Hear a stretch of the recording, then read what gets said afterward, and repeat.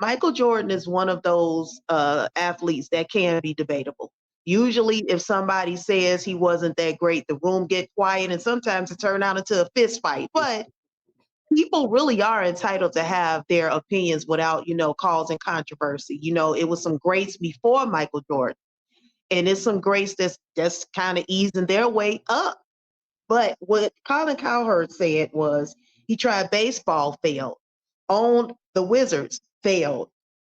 To take out Scottie Pippen and Phil Jackson, and the whole Michael Jordan mythology is sort of just that. So in that quote, he pretty much was like, okay, he's a basic guy, but he had help to get to this Michael Jordan who got the shoes and the endorsements. What do you think about that phrase, that quote that Colin Cowherd made? Well, I think it's ridiculous, to be honest with you. And I'll tell you why. Because if we're just talking about basketball, right? What does baseball have to do with that?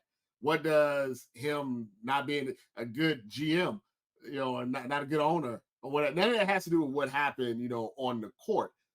So I think that's just kind of just noise. If you take someone like LeBron, we don't. What if LeBron owns a team in say 10 years? He's talked about that.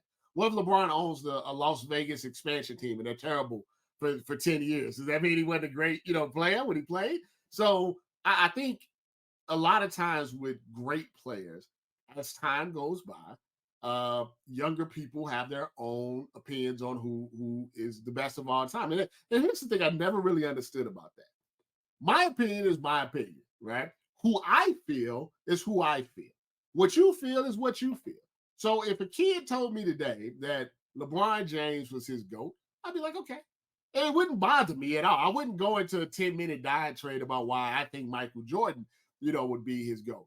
Or my GOAT. I think what revisionist history in trying to tear down accomplishments is a social media thing, to me.